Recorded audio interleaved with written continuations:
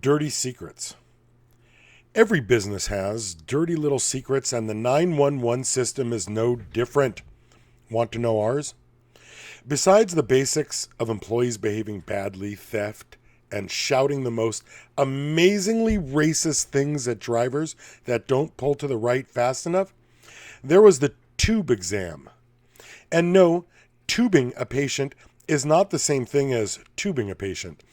Tube stands for totally unnecessary breast exam. Under the guise of a cardiac exam, females only would be put on the cardiac monitor.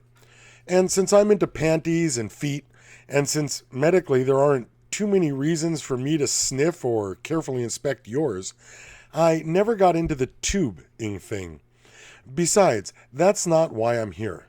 My medics did it, but as a medic, I never allowed it. Who wants that problem? But what do you expect from a bunch of kids and a pay rate just 25% of the fire department?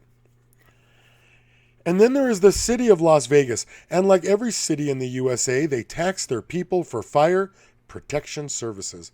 That's why the city always seems to be in a bickering legal battle with their unions. The unions want more of the revenues directed to their purpose, read paychecks.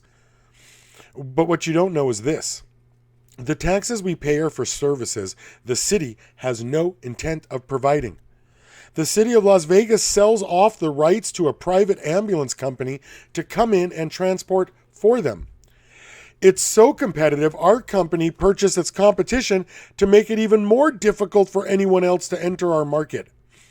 That means the city taxes the population to pay for and maintain an entire fleet of ambulances that won't be used for their intended purposes. Well, that's almost true. Fire is supposed to transport their people and Metro, which they do, but the reality is closer to this. They transport fire and Metro when they have to, and all strippers. Trust me, I did the job for years. Everybody else rides in our private ambulance shitboxes. The private ambulance company, that's us, gets paid by the transport. We can't bill if you don't go. Therefore, our company insists we sell you on the need to be transported to the hospital, whether we think you need it or not. If you pay, great. If not, great. They just adjust pre-taxable income accordingly. Either way, the company wins because employees are hourly, and paid or not, the company wants us to do as many transports as possible. Makes sense. It's a business. Nothing to begrudge them there. But the next time you call 911, ask what it costs. The answer is always the same. Oh, don't worry about that right now. Your health comes first. It's the company's policy that we transport everybody, regardless of medical need, and to some extent, they're right.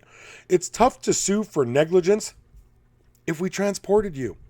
If you deny transport, we are supposed to make it seem like it's a huge health issue, up to and including death, all in an effort to scare you into going.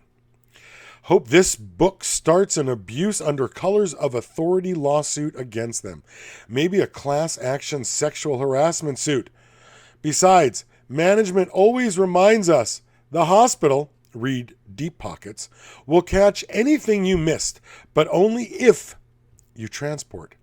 And the opposite is not true. If they die and you fail to transport, we can both be held criminally and financially liable, especially if the lawyers can prove willful disregard, protocol violation, or substandard medical care, which is super easy. That's why I always say the job is documentation and patient care merely a byproduct. For instance, a paramedic failing to follow protocols, like Preceptor Andy, or performing beyond our scope of practice, like Preceptor Andy, or driving at twice the speed limit, like Preceptor Andy, and causing an accident or harm to a patient will leave us and the company open for negligence or liable suit. Because of their government status, Fire has a $50,000 cap on their liability. As a quasi-government agency, we do not enjoy the same protection. The last thing the company wants us to do is use our best judgment to determine transport necessity. We get paid by the hour, not the transports. If we can get out of doing the work, most paramedics will. And since there is no incentive to do more than the minimum, most employees don't. This clashing of attitudes generates a constant nagging tension between management and the workforce. Instead of aligning their goals with ours, so we work as a cohesive team, their big move is disciplinary action. After all, it's easier to just write someone up when their transports fall below the recommended percentage than it is to change a toxic corporate culture. The other thing you don't know is this. A patient is allowed to leave the ambulance at any time. We have to let you out if you ask. Well, as soon as safely possible. Because we are private and have no governmental powers of arrest or anything like that, it would be considered kidnapping if we were to keep you against your will. If you were under arrest, we are required to have an officer in the back with us. And if we don't, you can get out anytime you want. Doesn't sound like much, does it? But it turns out to be one of the biggest things ever. And here's why. Thank you for pulling me over, officer. I was feeling a little woozy, like my heart's racing. I have a medical history of heart conditions, diabetes, whatever. Can you please call me an ambulance? Thank you. Even if you were pulled over for a DUI, deny the field sobriety test and make an ambulance take you to the hospital for a blood sample.